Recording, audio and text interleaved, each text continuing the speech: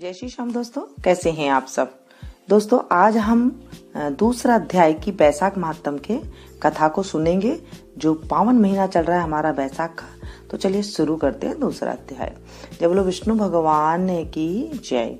नारद जी बोले, हे राजन, बैसाख के समान कोई महीना नहीं है, शम युग के समान दूसरा युग नहीं है, वेद के समान कोई शास्त्र नहीं है, गंगा जी जैसा कोई तीर्थ नहीं है, जल दान के समान दूसरा दान नहीं है, और भारिया के समान दूसरा सुख नहीं है, खेती जैसा कोई धन नहीं है, और जीवन के समान कोई लाभ नहीं है, उपवास जैसा दूसरा कोई तप नहीं है, दान जैसा सुख और दया के समान दूसरा धर्म तथा नेत्रों के समान कोई ज्योति नहीं है, भोजन के समान कोई तृप्ति नहीं है, खेती के समान कोई व्यापार नहीं है, धर्म के समान कोई हितकारी मित्र नहीं है, और सत्य के समान कोई यश नहीं है, आरोग्य के समान कोई हर्ष नहीं है, केशव के समान कोई रक्षक नहीं है, माधव के तुल्य संसार के कोई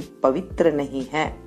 ऐसा परमोत्तम बैसाख मास शेष साई भगवान को सदा प्यारा है। भगवान के प्यारे इस महीने को जो लोग बिना व्रत किए व्यतीत किए रहते हैं, वह धर्महीन होकर शीघ्र ही पशु योनि पाते हैं। उनका कुआं, बावड़ी बनवाना, बगीचा लगवाना आदि सभी धर्म वृथा है, उनका कुछ भी फल नहीं होता। जो मनुष्य बैसाख मास में नियम पूर्वक भोजनादि करते हैं, वे विष्णु भगवान की सायुज्य मुक्ति को अवश्य प्राप्त होते हैं, इसमें संदेह नहीं है। संसार में अनेक प्रकार के दान और व्रत है, परंतु उनके करने से शरीर को अत्यंत परिश्रम होता है, उनसे संसार में बार बार जन्म लेना पड़ता है। परंतु बैसाख मास में केवल स्नान कर लेने से ही प्राणी आवागमन से छूट जाता है। सदा दान करने से जो पुण्य होता है, संपूर्ण तीर्थों में स्नान करने से जो फल मिलता है, वह सब बैसाख में केवल जलदान करने से ही मिल जाता है। जिससे जलदान करने से ही सामर्थ्य न हो, वो ऐश्वर्य की इच्छा करने वाले दूसरों से कहकर जलदान करावे। यह कर्म भी सब दानों से अधिक है, इसलिए सब लोगों को जो है जलदान के लिए कहना चाहिए और खुद को भी जलदान करना चाहिए। तराजू के पलड़े में सब प्रकार के दान और दूसरे जलदान रखकर तोली तो जलदान ही भारी निकलेगा। जो यात्रियों के लिए प्याऊ लगाकर जलदान करते हैं, वह अपने करोड़ों कुल का उद्धार कर विष्णु लोक को जाता है। हे राजन, प्याऊ लगाने से देवता, पितर और ऋषि सब निसंदेह अत्यंत प्रसन्न होते हैं। जो प्याऊ लगा थके हुए यात्रियों को संतुष्ट कराता है, उससे ब्रह्मा, विष्णु और शिव सब देवता प्रसन्न होते हैं। जो जल की इच्छा हो तो जलदान करे, छाया की इच्छा हो तो छतरी दे। हे राजन, जो विजन की इच्छा हो तो बैसाख में पंखा दान करे। जितने दान बताए हैं, उनमें जल दान, छत्र दान और पंखा दान सब में उत्तम है। इन्हीं का दान बैसाख में अवश्य करना चाहिए। जो बैसाख के महीने में कुटुंबी ब्राह्मण को जल से भरा घड़ा नहीं देता, वह चातक की योनि पाता है। जो प्यासे महात्मा को शीतल जल पिलाता है, उसे हे राजेंद्र सो राजसूय यज्ञ करने का फल मिलता है।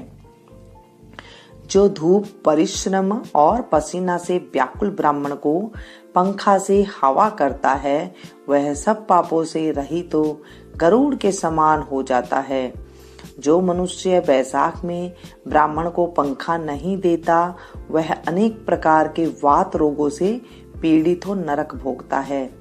जो थके ब्राह्मण को वस्त्र से हवा करता है, वह सब पापों से छूट विष्णु भगवान की सायुज्य मुक्ति पाता है। जो शुद्ध मन से ताड़ का पंखा दान करते हैं, वे सब पापों से छूट विष्णु लोक को जाते हैं। तुरंत श्रम करने वाले, पंखे का दान नहीं करने वाले, अनेक प्रकार की यातनाएं भोगकर संसार में पापी होते हैं। हे राजेंद्र, आध्यात्मिक दुख की शांति के निमित्त वैशाख मास में छत्री दान करनी चाहिए, उचित है। जो मनुष्य विष्णु भगवान के प्यारे इस वैशाख मास में छत्री दान नहीं करते, उनको कहीं छाया नहीं मिलती और वे महाक्रूर पिशाच वन पृथ्वी पर घूमते हैं। वैशाख में जो खड़ाऊ दान नहीं करते हैं, वे यमदूतों के तिरस्कार कर विष्णु लोक को जाते हैं। जो वैशाख मास में जूता दान करते हैं, उन्हें नरक की यातना नहीं भोगनी पड़ती, न उसे संसार के दुख सताते हैं। ब्राह्मण के याचना करने पर खड़ाऊ दान करने वाला पृथ्वी पर करोड़ों जन्म तक राजा होता है।